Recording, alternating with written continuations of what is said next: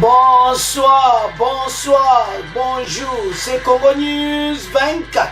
Bande Konanga, comme toujours avant de commencer notre émission, nous disons merci à Dieu, nous disons merci à nos chers abonnés et téléspectateurs qui nous suivent partout dans le monde et en RDC. Bande Konanga, soyez les bienvenus. À la une, chers téléspectateurs, émission à l'élo Bandeko. Point. Nyonso eza ya koyina bandeko fin de Kagame do masolo président rwandais do mawatu bokoyoka en émission parce que américain va décider na ndinga mukiti. Alors on va commencer cette émission avec bandeko nangai Jean-Marc Abound. Bandeko Jean-Marc Abound,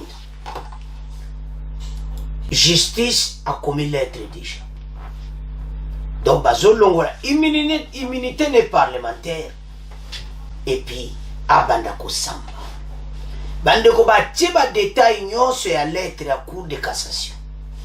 Donc, Kabound attendu à la cour de cassation pour outrage à Tshisekedi. Donc, lettre ba commis batie ba motif nyonso bazolongola immunité. Et puis mbaramoka soke. Donc mawatro. Alors toko développer une émission na biso. Kaka na point na bandeko na ngai. E yindi carte rouge de Bayati à Monusco ezo sala rage. Bandeko à l'est de la EDC masolo mikolo oyo carte rouge à Monusco. Boko yoka bexre pe toko développer une émission na biso. Deuxième point chez téléspectateurs. Fin de Kagame. Agression à l'Est. USA envisage des sanctions sur Rwanda. Bandeko Rwanda et Syrie. Et ça somme. Donc, yaya, diplomatie à Fachi et Boumi complètement. De l'autre côté, on va parler bandeko. Il y a sommet. Oyo, il y a USA Afrique. Oyo Kosalamana 2022. Alors, tous à la connecter. Peut-être développer une émission à biso. Alors, bande konangai, premier point à biso Jean-Marc Abound. Donc, Kalaté attendu na cour de cassation. Lettre CIE, batie ba détail nyonso pour balongola immunité ne parlementaire. Et puis abanda kusamba na cour de cassation. Botala pas wapi makambo nyonso ba discours asalaki tale pa ememi bandeko soko otali donc otali lobi mais il y a un problème sérieux. Bandeko Jean-Marc Abound na yebite eloko nini ekosi. Est-ce que ça FCC masolo na bato wana PPRD? Point d'interrogation. Parce que ba message belo ya pesaki après wana avant même y Jean-Marc Abound le kalendi PPRD aloba le même maka yepé la conférence de presse parmi ma discours parmi les mots utilisés ba mots ya FCC PPRD ya glissement. On va faire la guerre. C'est quoi? Pourquoi Asuka qui n'était kaka namaloba ba politicien ndenge zalaka, mais a touché ba momoko très très compliqué. Jean-Marc Abound a un problème sérieux. Maintenant bazolongola immunité ne parlementaire et puis azokene kosama. Botala lettre et commune et wuti na justice ezamena na Sénat yango makambo ya lelo. Liboso ezali kaka interpellation bon, mais oyo est commis arrestation.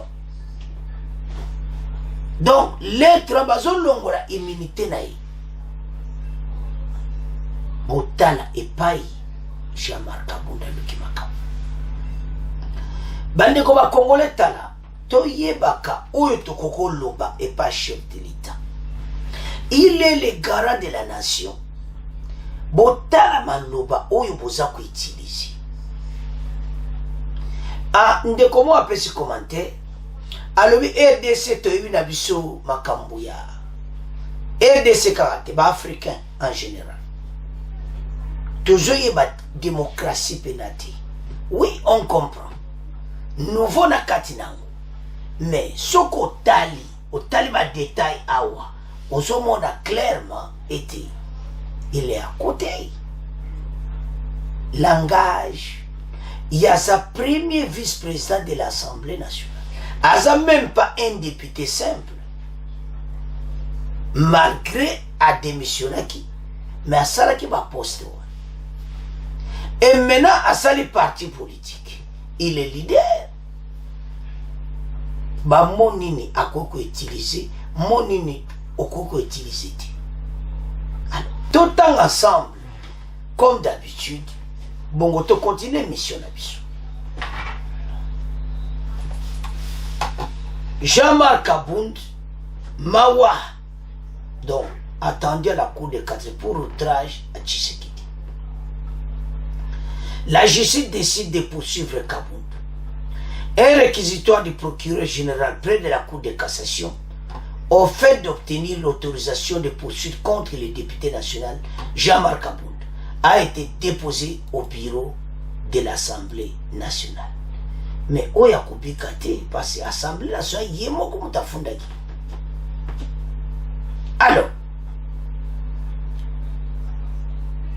c'est à la date du vendredi, c'était hier, 22 juillet,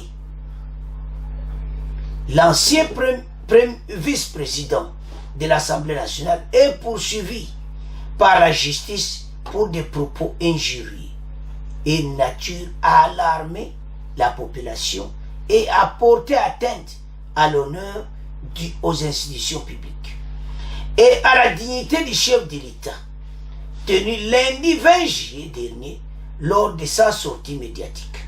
La lettre du procureur adressée à l'Assemblée nationale énumère quelques propos qui sont Talaskoba propos yango.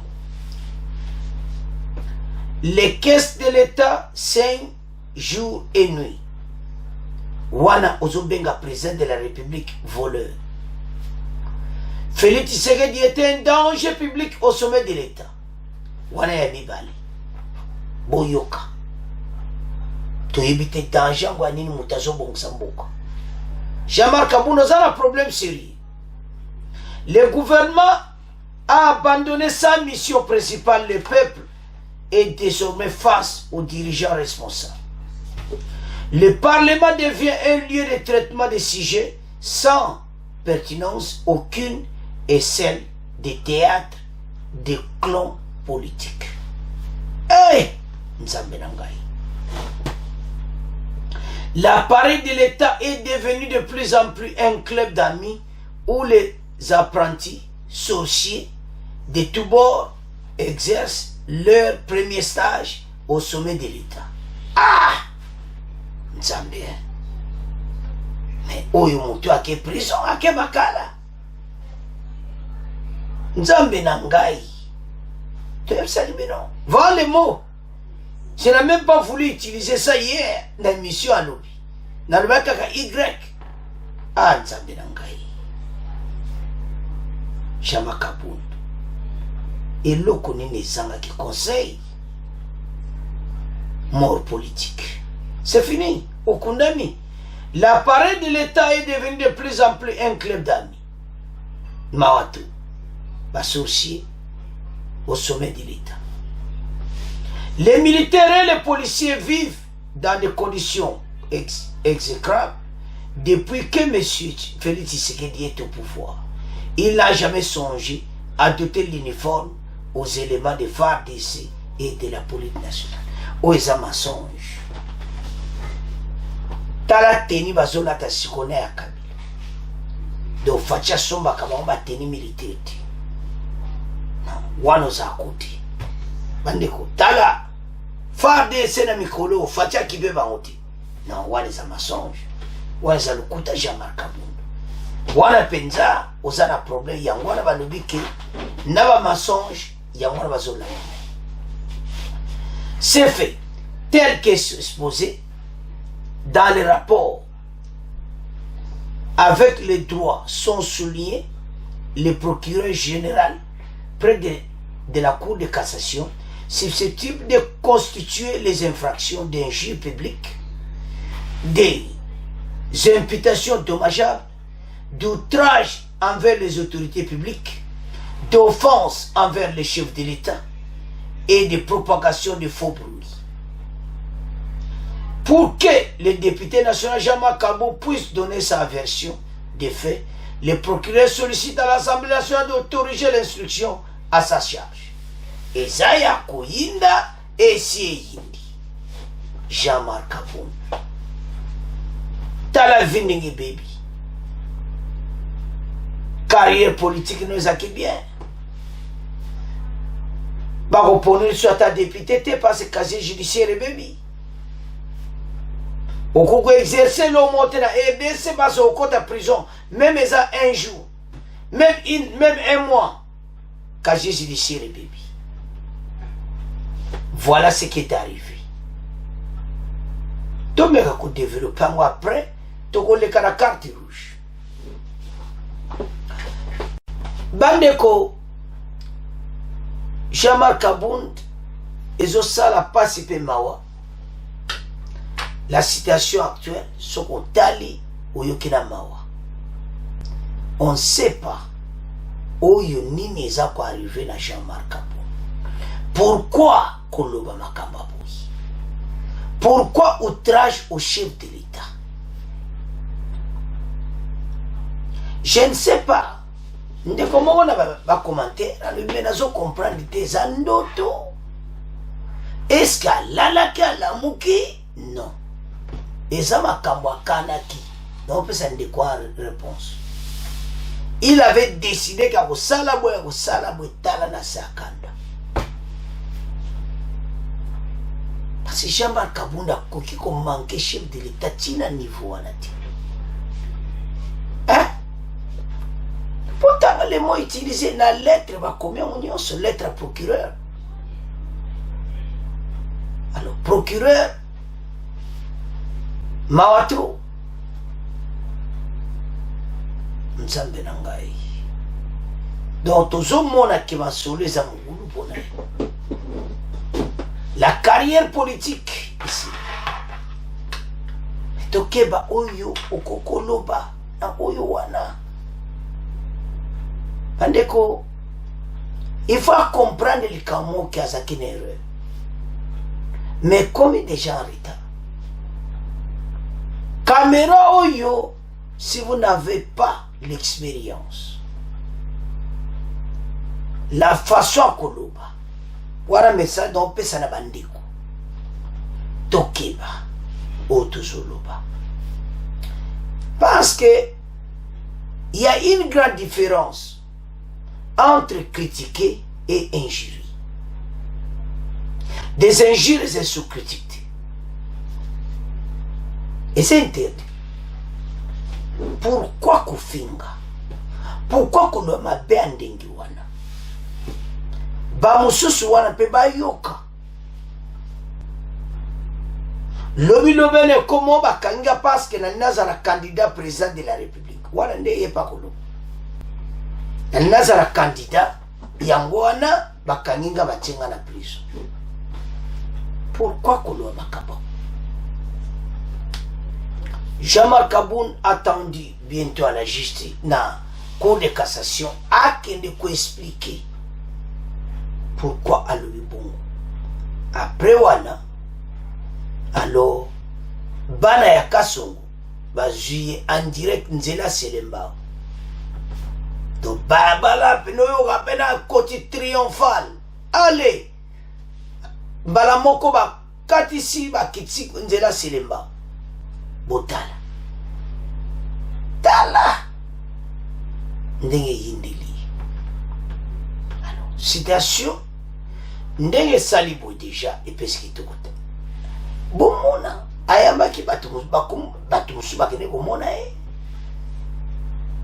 na biro na eto zomona malubo ya lubaki bandeko Union européenne bayaki komona Denis Kadima totiaki émission wana na aide Congo Basango télévision soki komona ngo en détail Union européenne balobi oh mais bazoloba ke zo préparer glissement mais tozomwa makambo nyonso ekende bien Union européenne ayesi bato wana tout soni moko na bango Jean-Marc l'État a préparé des glissement. Quel esprit! Alors, bande kotoye botozoloba, tango zoleka, balola le lemona. Et puis en plus, quand vous parlez d'un dossier du chef de l'État, on est normal, azalo kona papa, respect moko ezala, la façon de l'utiliser. Alors, Jean-Marc Aboun maintenant, à sali parti politique, à diriger on a casier judiciaire au Ebeba. Bota la dossier à Jean-Marc Aboun et pas Ezo Memaye. Alors, bande korangai, Eza passe pe mawa. Jean-Marc Aboun bientôt à Makala. C'est à ce point, donc on dit la première partie, donc il y a la deuxième partie, il y a premier point, la carte rouge. Bande korangai et Indi. Oh, balobaka somo. Carte rouge, bandeko. Carte rouge bapesi MONUSCO. Dans la Kivu bango nyonso nord Kivu sud Kivu donc ezaya koinda. Départ de MONUSCO dégage. Dans makama mikolo yo carte rouge. Bokoyo kon émission. Bandeko bayati asai masulumo kitoko. Tobaso kende. Basana loko olubate balinga ki basa mo baneve bamone lokoti. MONUSCO sana dossier moko difficile. Alors départ mon ami. Ceux qui va résister ti mandat na mona décembre na ebiti. Mais ba komi pena na pression et pas ya peuple.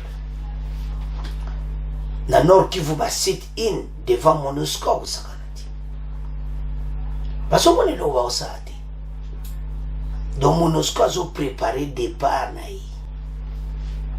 Azali sur le côté où a koloba na RDC c'est fini. Soketi bato bakongo telema devant MONUSCO koyebisa bango boyi donc c'est fini. Basale lo monta bien na mboka oyo. 22 ans, insécurité sur Kobakaka. Nombre de groupes armés s'augmente de plus en plus. Batchoka ba armé wana wapi, ba groupe armé wana. Donc, quand on voit tout ça, MONUSCO a la responsabilité pour la banque. Alors, ceux qui va commencer ces cartes rouges, c'est parce que Bazako Tingama allez, deuxième personnalité de la RDC, le président du Sénat, Modeste Bayati. Et puis, Asuki Wanati. Ayebsi bana Kivu, bo s'enrouler massivement na armée. Bokoyoka. Armée ya munene, bato bakendi. Bande ko gouvernement zoka wa message. Oyo bo pesaka. Tambo koma ko yozo maka ozokoma me ozolo makampo na mboka. Ba umeli wana. Tomone le côté 22 ans. Galère na galère, batu baza kokufa. Et puis bango oni batali boso. Kotia mobulu na embargo ba arme. Lettre de notification. Avant biso somba mulu. Et maintenant baza na problème sérieux. Alors, totanga masolo ya carte rouge. Bongo to yoka ndenge ba pesa ki bango carte rouge. Bon, autant avancer l'émission. Parce que moi te peli. Et yindi carte rouge de Bayati. Eh! Bande vous êtes dans histoire. Non, c'est à féliciter. Parce que bateau yo, bandi ba ete ke mutakwa ko pesa ba carte rouge. De son côté, l'hebdomadaire Africa News titre Bayati son carton rouge à la MONUSCO. Dans la suite du leader de la plateforme AFDC et Ali. En séjour dans l'est de la RDC, les confrères affirment que Modeste Bayati Lukubo s'est servi de son ancrage dans cette partie du pays pour mobiliser les speakers du Sénat sur les casques bleus et se met prêt à mouiller et les maillots pour Fachi en 2023. Écrit le journal qui raconte à Goma, chevalier de la province Nord Kivu, fortement menacé par les terroristes M23 appuyé par les Rwandais. Souligne Africa News, Modeste Bayati a appelé au retrait définitif de la force onusienne. Balobi bien définitif, c'est-à-dire Bakozongawati. Cette force que le président du Sénat juge incapable de ramener la paix et la sécurité à RDC, malgré les moyens financiers et logistiques mis à sa disposition depuis 1997. Et à Bukavu, chevalier du Sud Kivu, il demande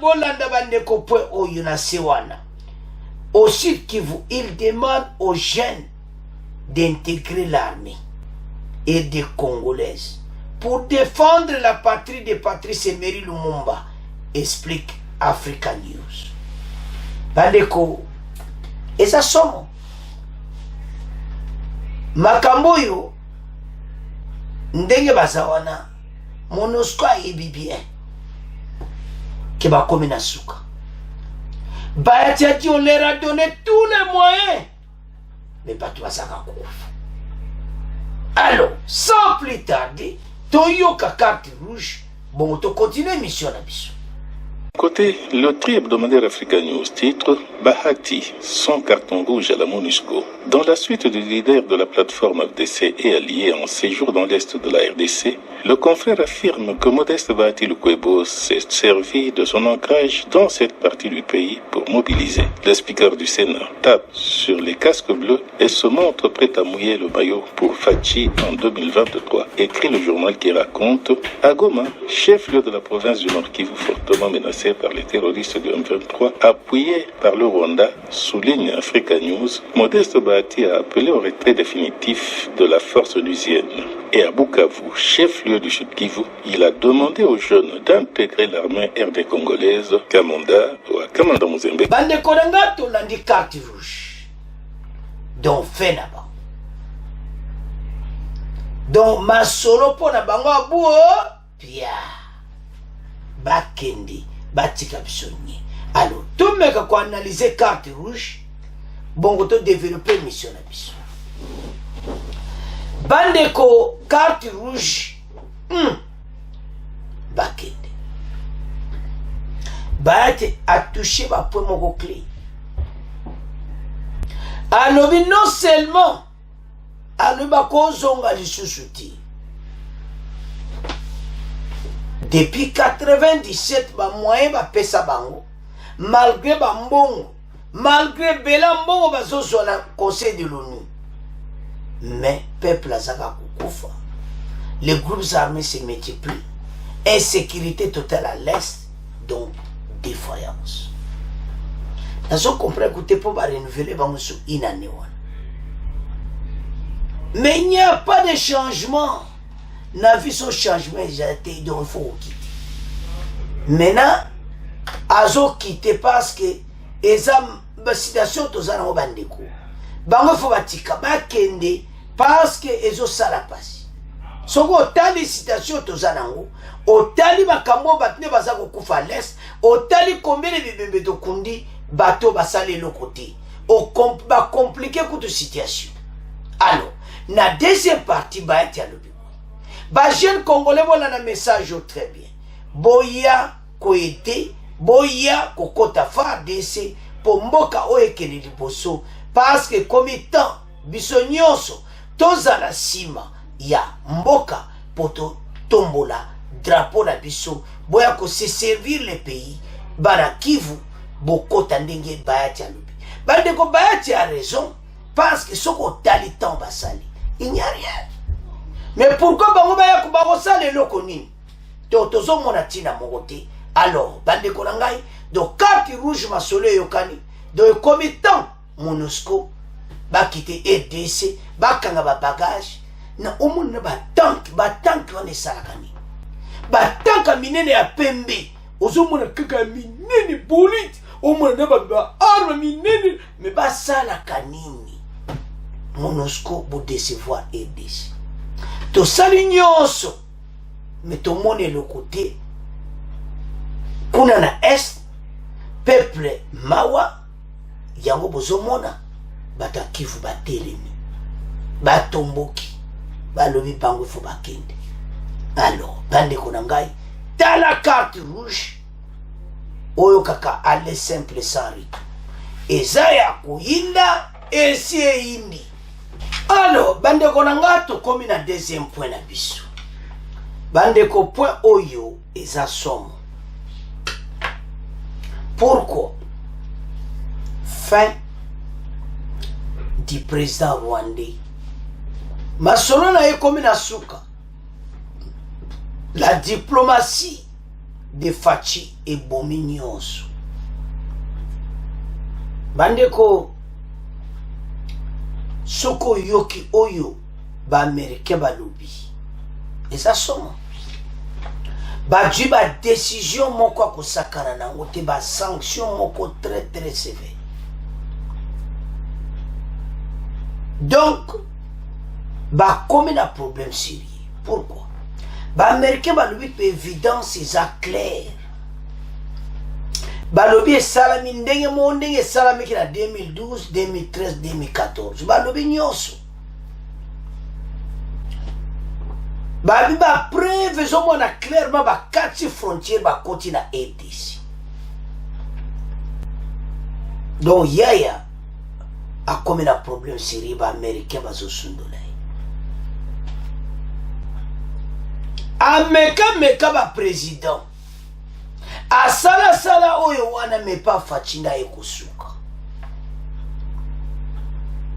Fachi abundina mundukita. Fachi akeka na diplomatie. Asilisie complètement. Avec des épreuves, ba américain bazo ba preuve moko tangible. Bazo position na bango na Rwanda ezo change. Oh ba lobaka l'heure est grave pour na bango. C'est tout à fait normal. La situation à l'est, oyo bango ba sali biso, kodjame ba arme conventionnelle, de comme arme moko conventionnelle M23. Ba koti na kati, ba sali makamu na bango oyo wana. Osobande ba bimi na poisa. Tango ba américain ba lobby d'abord la Belgique. Les rois belges, Belgique à lobby, maintenant américain à lobby. Yaya asile.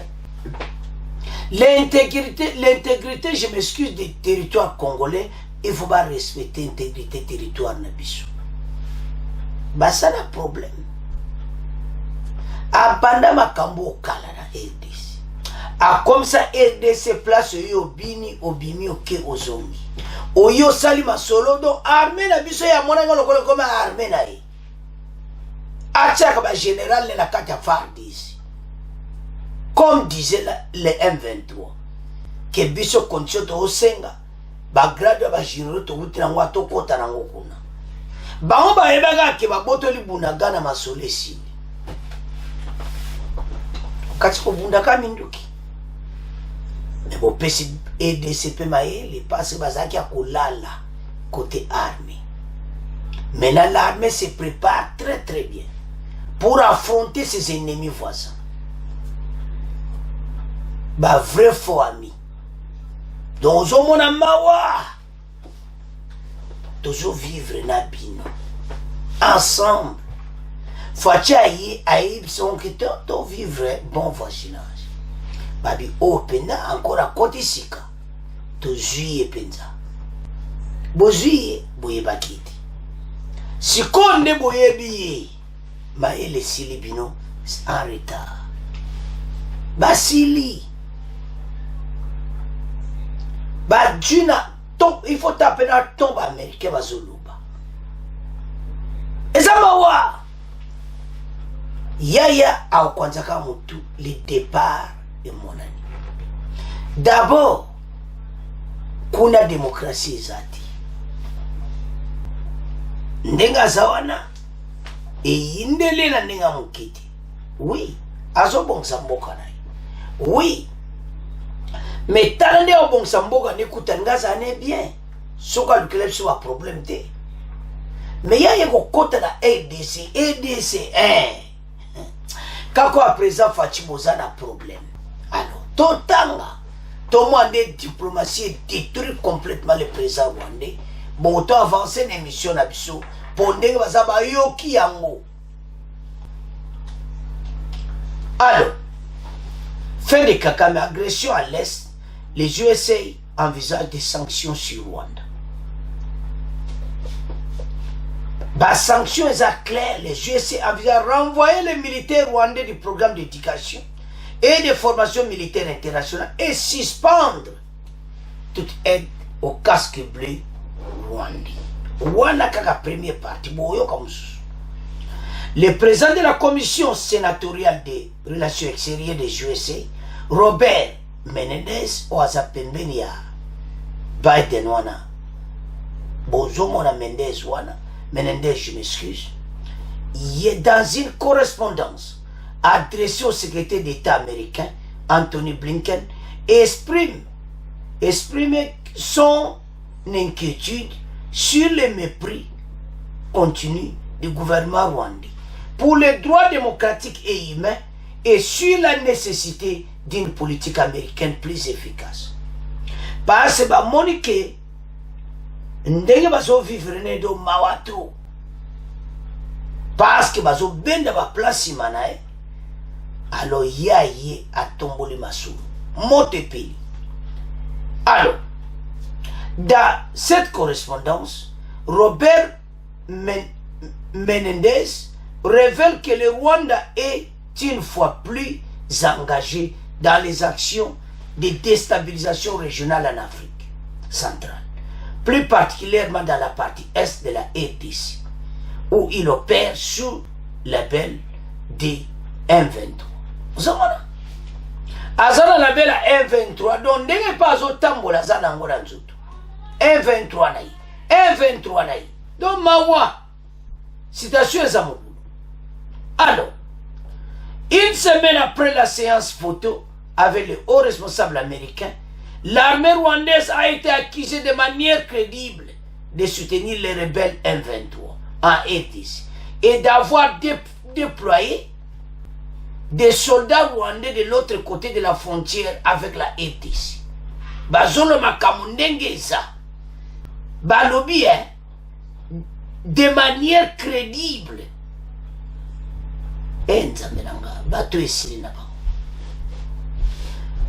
Indique le sénateur Robert Menendez, qui rappelle qu'à la fin des années 90, le Rwanda et l'Ouganda ont envoyé la RDC,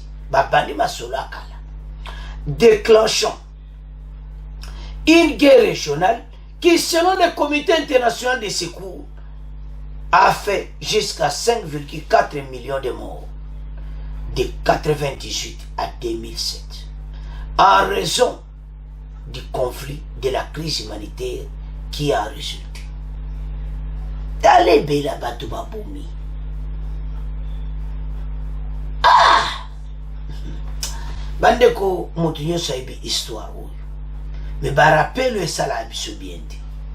En 2012, n'arrêt de haut parlementaire américain, le Rwanda a de nouveau cherché à saper la RDC en soutenant les rebelles M23 qui ont capturé la ville de Goma dans l'est de la RDC, tuant des centaines de civils et déplaçant plus de 100 000 personnes. Botala. Baeba koti ba botoli Goma. Allez. Nana soutena ki bango Rwanda. Bandeko, siko ba Amerika bazolo baboyo wanga na ndenge ni. lettre ezana maboko ya secrétaire d'état américain et puis Joe Biden aza au courant na nyonso. Maintenant situation eyeli bango ngai nazoyeba te eloko nini siko bakosala bandeko baza na problème oyo bango bazosoutenir M23 maintenant ebalukeli bango na ndenge ya mokili. Avançons. 10 ans plus tard, donc, voilà 2012, 10 ans plus tard, en 2022, le Rwanda a de nouveau envoyé des troupes de l'autre côté de la frontière avec la RDC et réactive les M23 en tant que milice par procuration désormais responsable des meurtres des civils congolais, des troupes congolaises et des soldats de la paix de l'ONU. Botala. À la lumière de ces questions troublantes, le président de la commission sénatoriale des relations extérieures étrangères des USA a exhorté le secrétaire d'État américain à entreprendre un examen complet de la politique des USA à l'égard du Rwanda. Yaya Masolesi. Naibita, président Nabao Masolesi, donc Azoki. Un tel examen, souligne-t-il, devrait non seulement inclure un examen réfléchi des niveaux, des types d'assistance que nous fournissons, mais il devrait également identifier les mesures que nous devrons prendre pour assurer la sûreté et la sécurité des citoyens américains et des résidents permanents légaux. Message et Yokani.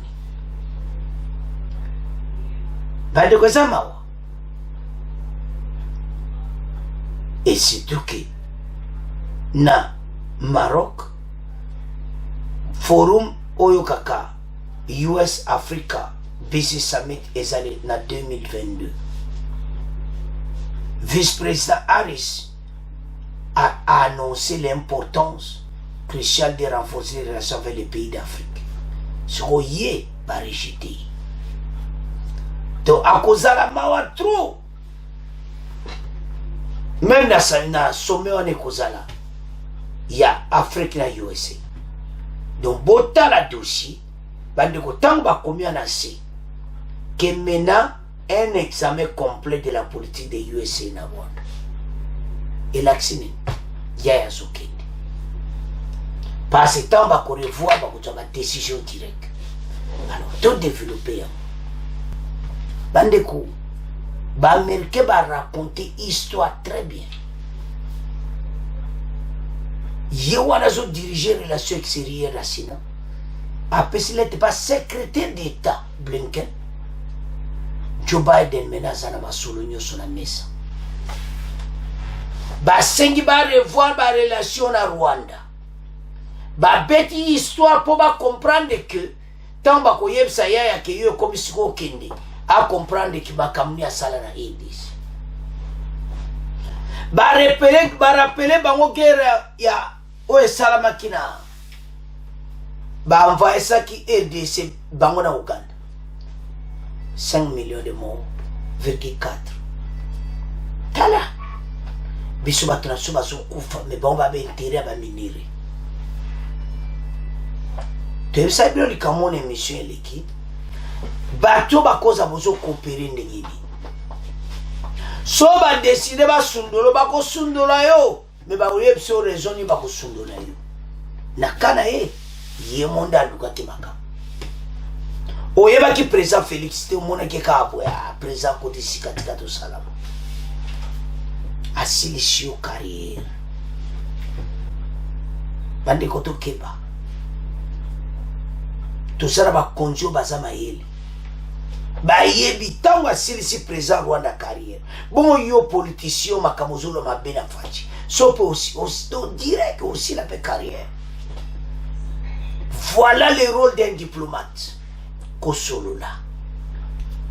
Bango ba beta minduki biso kosolola. Bato bazo me comment bato bazo attaquer biso bo fa de sabo salama lembe. Okati biso za bayuma. Tout ça bayuma ti. nzoka nde bakonzi ya mboka bayebi oyo baza kosala. Voisin pene basilisi ye, baaméricain basanzi ye ntango bazoloba mabe ya motu. Tolanda biso nyonso batangi makambo nyonso mo basalasala. Babi bazotambola na label ya M23 na nzoto. O banglais bazoloba label na nzoto babamba M23 atambola nao.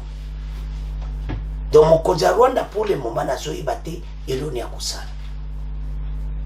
Congolais, nous avons un président au ayebi. Tant que silisi moninga ne président carrière ma solisi. Rwanda bandeko a un problème sérieux. Et puis bakotika mboka na biso facilement. Il fallait ba pression à boui. Et ça là. Bandeko et de se souffrir nandinga mukiti.